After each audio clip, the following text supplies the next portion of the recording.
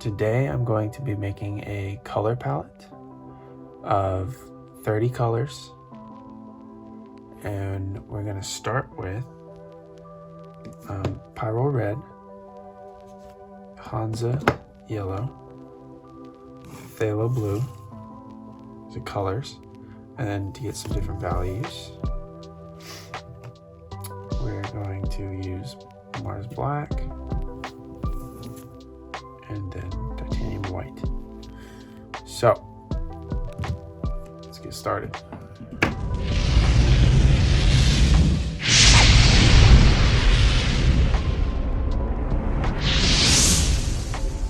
All right, so here we have our colors poured out.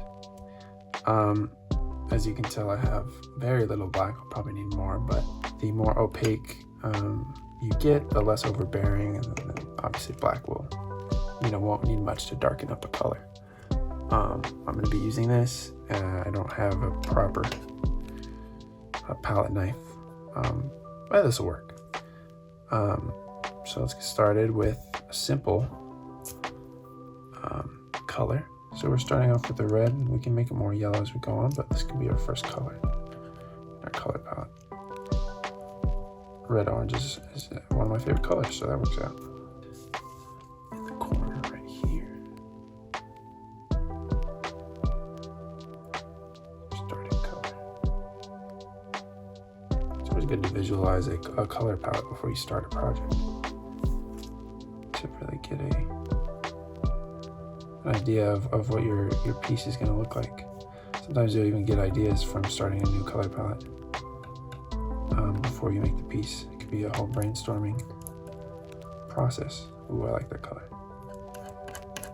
So right now I'm using parchment paper, which is okay for, you can already tell the paper is like wilting. The best surface to mix paint on is glass or plastic, but right now all I have is my paints with me and some parchment paper. So this is going to be our second color. This is a very vibrant, nice orange. Let's put the second here. Okay, I think I'm gonna lighten it up a bit. So now instead of adding color, we're gonna bring it up a shade. That was a lot of white to add. So I'm actually gonna skip, if it makes sense, I'm gonna skip a spot on my color palette, because I like mine to look like it's in some type of order and not just kind of random. So instead of putting it right here, I'm gonna put it a little, maybe even further, and put a couple more values in between those. So let's get some more red. Look at that. So that's almost pink. So I'm gonna put that right here. Oh, that's a nice color. All right. And now let's get some yellow in there, not too much. Although you do need more yellow, like I said, than you normally need red, because the red can be overbearing and the yellow is opaque.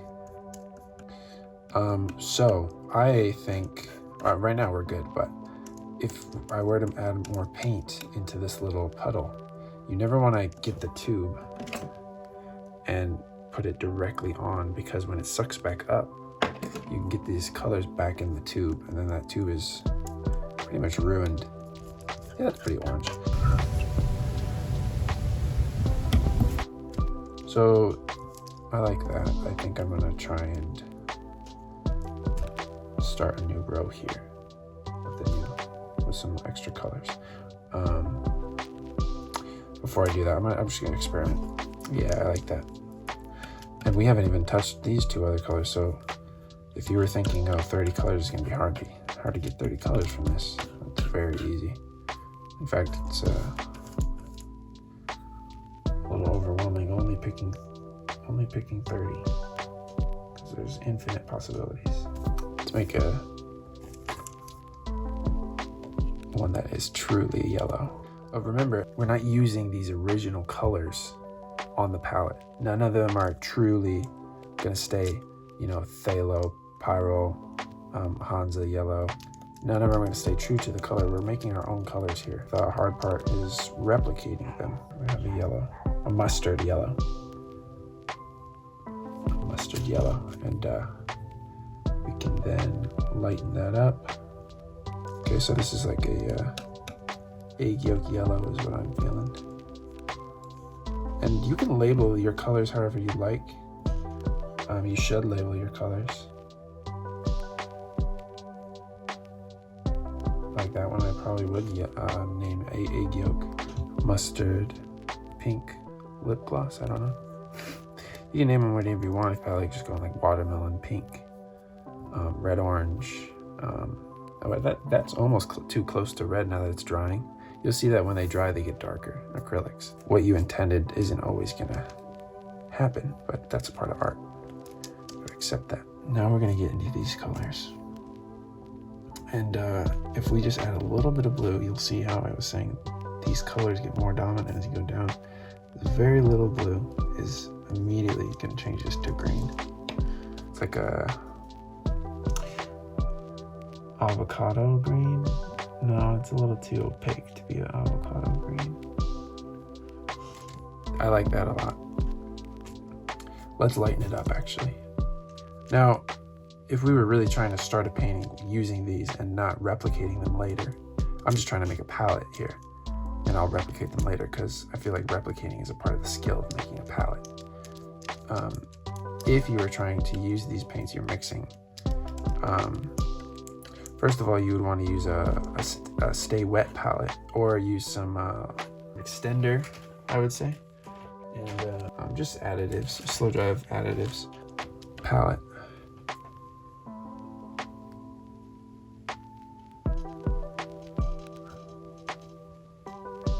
What do we want now? I'm gonna add yellow.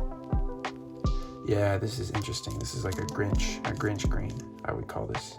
There you go. I like being having unique, interesting names for each. I like that. That actually looks more like an avocado than what I was saying before.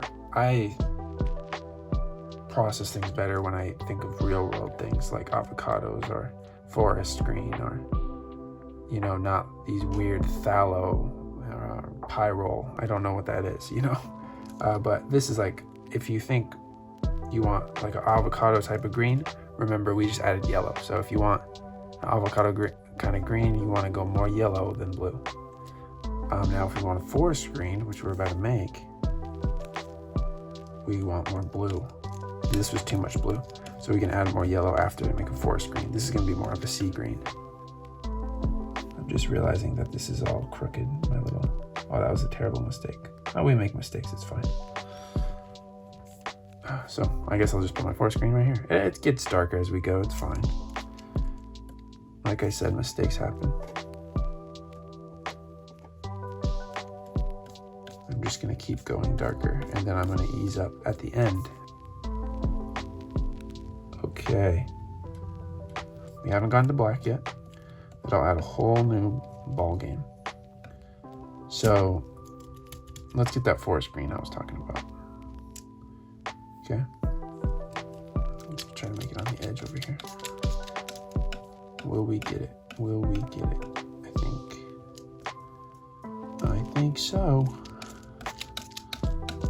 There it is. There it is. You see it? That's what we wanted. Could go even more blue. It will still be all right. Okay. Went a little more yellow again. Yeah, that's the forest green I'm talking about. Almost turtle-ish, turtle-like. I don't have enough there though. This is about to be a different shade slightly. Can never replicate it perfectly. Oh, that works, that works. Make it lighter. Can make it lighter. Okay, I'm gonna use this color. I'm gonna make a lighter one, like a sky blue, but still have that green tint. Okay. Now, we pretty much ran out of our white there, so we're just gonna keep going back to the darker colors again.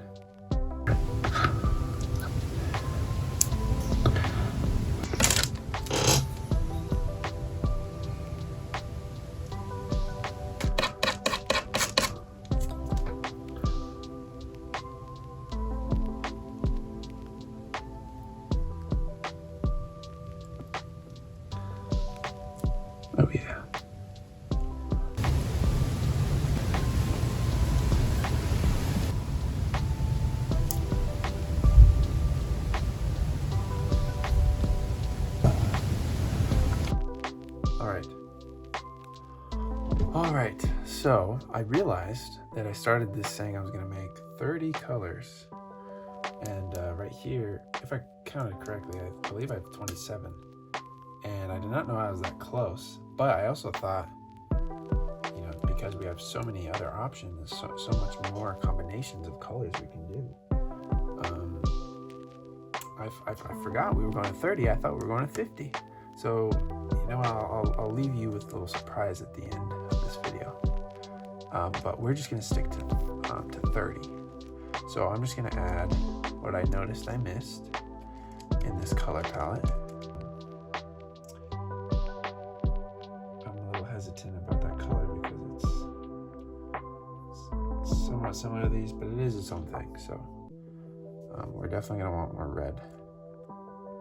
It's going to be slightly lighter than the one to the right of it. To end it off,